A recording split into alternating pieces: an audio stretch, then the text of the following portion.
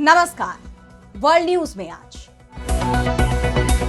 America के राष्ट्रपति Donald Trump संकट में घिरने लगे हैं। एक साल के अंदर दूसरी बार उनके खिलाफ महाभियोग का प्रस्ताव पेश किया गया तो 20 राज्य उनके फैसले के खिलाफ कोर्ट पहुंच गए हैं।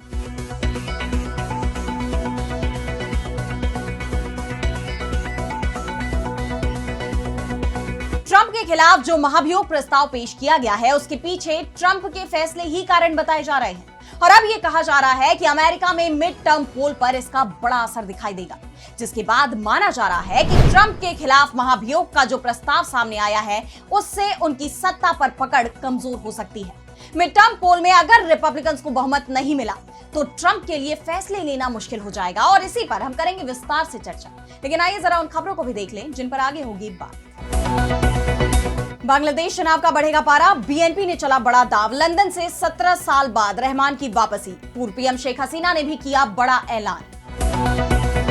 थाईलैंड कंबोडिया के बीच नहीं थम रहा संघर्ष, अमेरिकी राष्ट्रपति ट्रंप का सीजफायर दोबारा हुआ फेल। थाईलैंड के पीएम बोले ये कोई रोड एक्सीडेंट नहीं। पाकिस्तान के पूर्व पीएम इमरान खान को सुनाई जाएगी फांसी की सजा, शहबाज सरकार ने सेना के साथ मिलकर बनाया प्लान, सोशल मीडिया पर भी लगेगा बैन।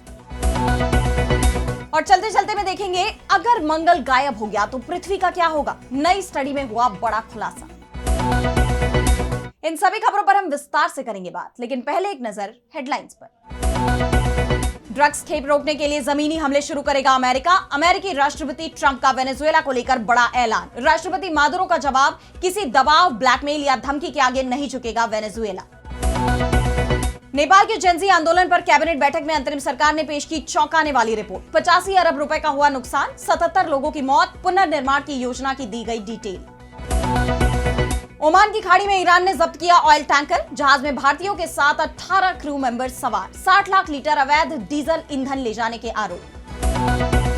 रूस पर यूरोपीय संघ का बड़ा एक्शन, मॉस्को की संपत्तियों को अनिश्चित काल के लिए फ्रीज करने की तैयारी, यूक्रेन को कर्ज देने में होगी आसानी। तो अमेरिका के राष्ट्रपति डोनाल्ड ट्रंप की कुर्सी छीनने की कोशिशें तेज हो गई हैं। ट्रंप जिस तरह से मनमर्जी चला रहे हैं, एक तरफा फैसले ले रहे हैं और यहां तक कि जिन राज्यों में उनकी विरोधी पार्टी डेमोक्रेट का कब्जा है वहां भी नेशनल गार्ड की तैनाती कर रहे हैं, उससे लेकर ट्रंप के खिलाफ गुस्सा बढ़ता जा रहा है। और यही कारण है कि अब ट्रंप के कार्यकाल को एक साल भी पूरा नहीं हो पाया और उनके खिलाफ दूसरी बार महाभियोग का प्रस्ताव आ गया। ट्रंप के खिलाफ लाए गए महाभियोग प्रस्ताव से व्हाइट हाउस में खलबली मच गई है। अमेरिकी कांग्रेस की प्रतिनिधि सभा यानी हाउस ऑफ रिप्रेजेंटेटिव्स में टेक्सास के डेमोक्रेट सांसद अल ग्रीन ने डोनाल्ड ट्रंप के खिलाफ महाभियोग प्रस्ताव पेश किया। ग्रीन ने आरोप लगाया कि रिपब्लिकन्स ने गंभीर काम बिल्कुल नहीं किया, वे सिर्फ डोनाल्ड ट्रंप के चरम एजेंडे पर मुहर लगाने में लगे हैं और इसलिए हम आज के प्रस्ताव के पक्ष में मतदान करेंगे।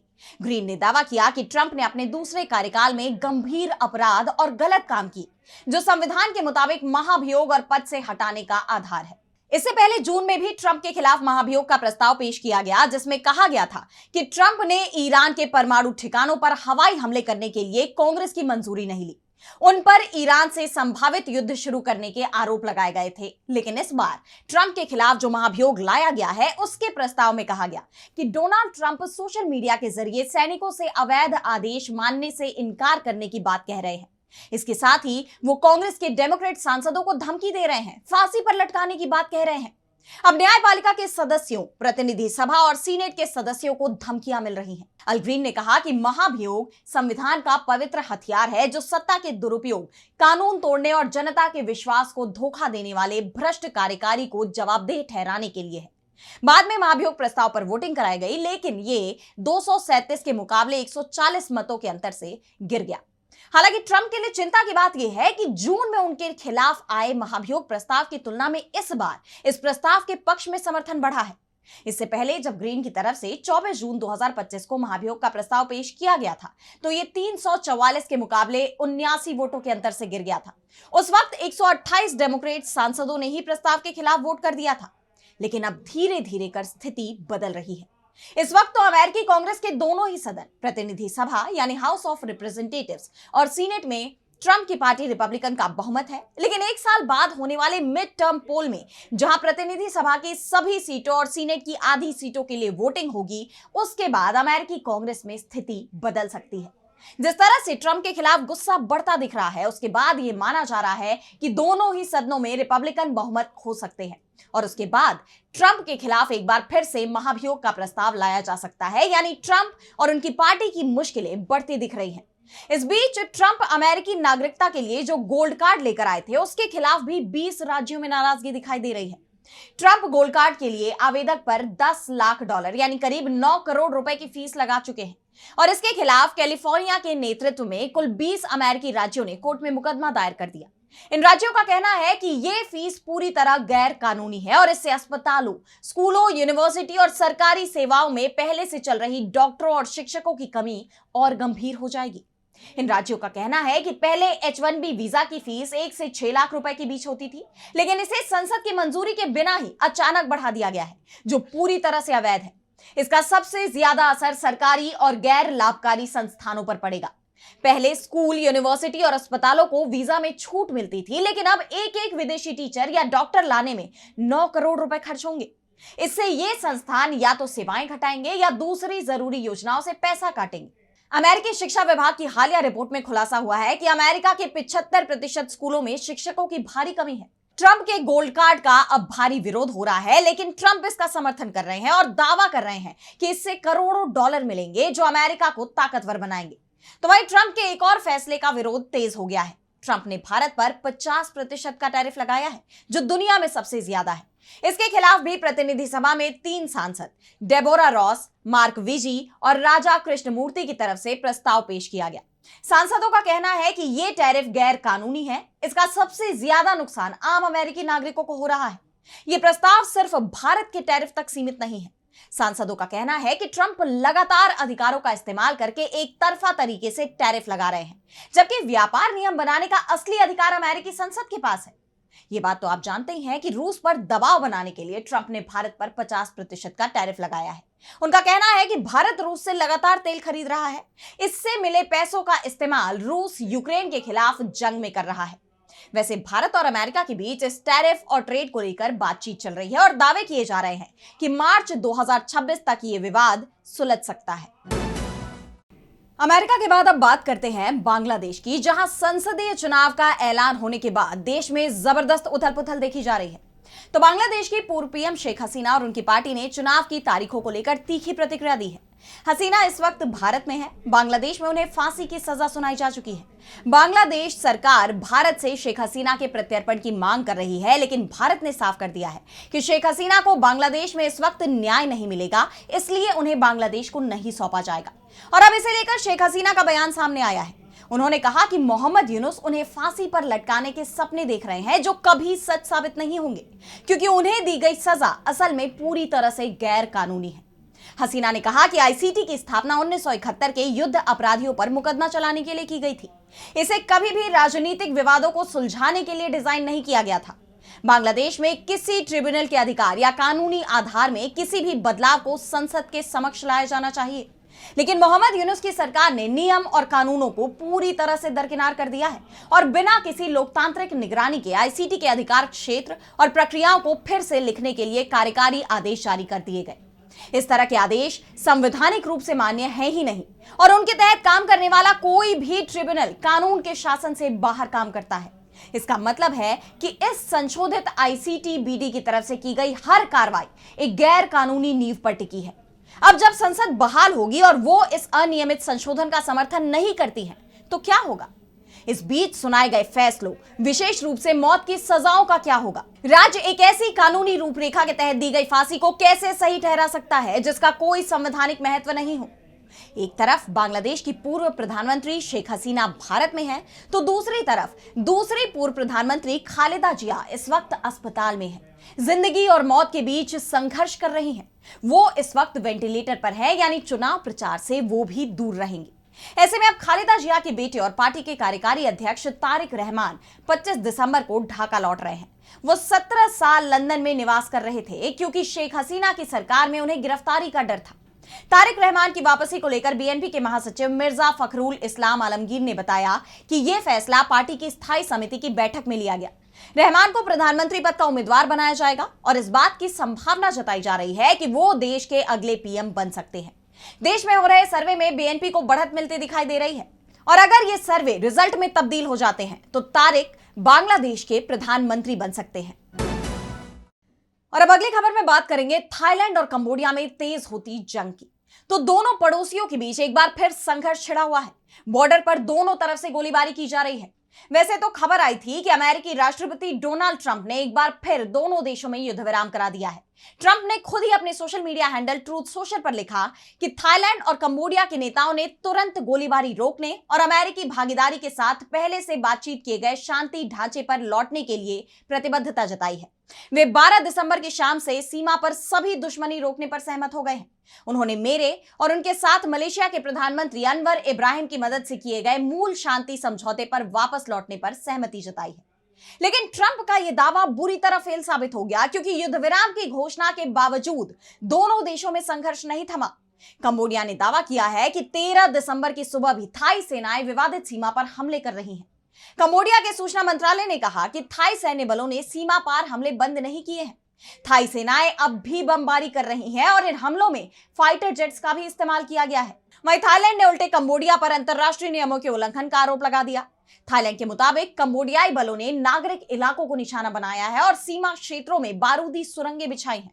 थाईलैंड के प्रधानमंत्री अनुटिन चार्न विराकुल ने अपना रुख साफ करते हुए कहा कि यह बिल्कुल भी कोई रोड एक्सीडेंट नहीं है। थाईलैंड तब तक सैन्य कार्रवाई करता रहेगा जब तक हमें अपनी जमीन और लोगों के लिए कोई और नुकसान या खतरा महसूस होता रहेगा।